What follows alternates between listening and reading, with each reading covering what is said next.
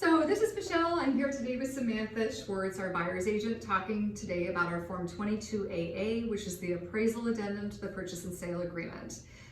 So this addendum is used, it's not additive, meaning we don't add it if you've got a financing addendum, the 22A. This is used in a scenario when you've waived your financing, so you feel confident that you can obtain financing, but you're concerned about whether or not the property will appraise in this very competitive market.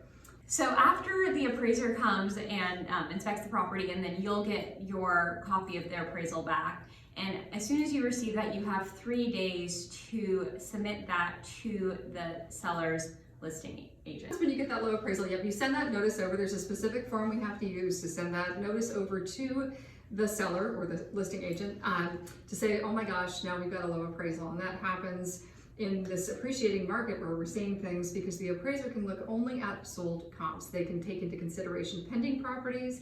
They can take into consideration the fact that there was multiple offers, but they really have to look at sold properties when they're reporting back to the bank. So then what happens? So you send that notice over, and supposedly, according to the form, it says a number of things can happen. It says that the seller could do, or anybody could request reconsideration or a reappraisal.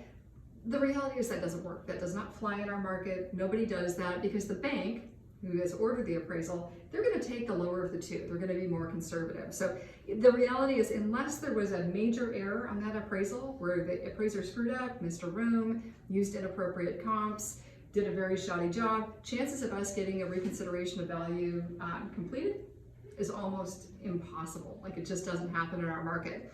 So the second option would be the seller would consent to reduce the purchase price to not more than the appraised value. That, again, in this market, which is very competitive, is very unlikely for them to reduce the purchase price. The third option does happen sometimes where the parties can negotiate. So they can say, well, you know, we were in contract at $1 million and appraised for $950. We'll split the difference and be in contract at $975. That is possible.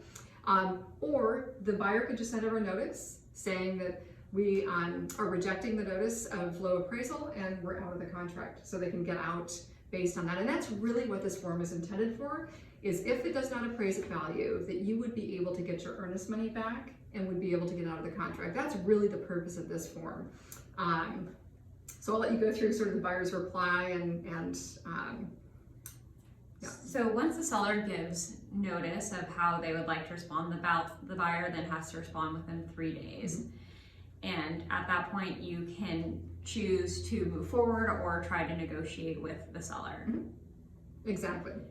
And then there's a whole provision in here about this appraisal contingency is only good for a certain period of time, typically 20 days after mutual acceptance.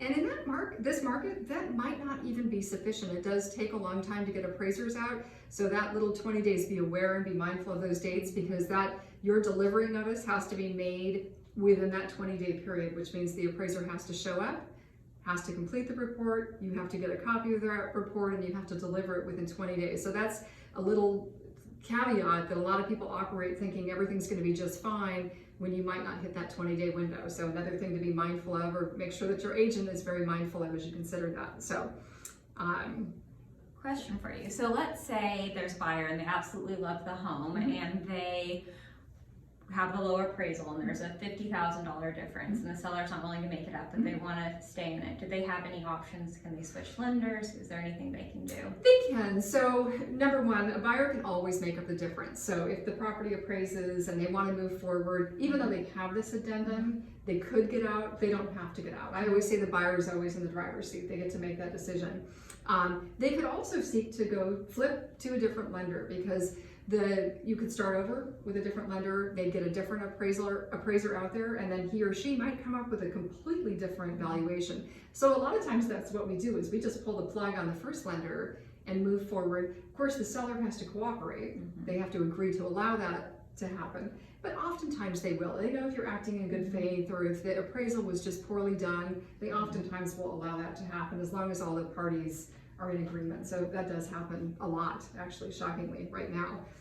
And then the other thing this says is that all the parties agree to extend closing if for any reason through this negotiation process, or if you change lenders, that we agree to extend based on that. And the other thing this form does, is it allows you access for appraisers to get access to the property and any inspections required by lender. If you don't have this form, it doesn't require the seller to cooperate in that exercise. So just kind of some of these little tiny small paragraphs actually mean a lot. So that's kind of, any other questions? Or? I think that's it. All right, perfect.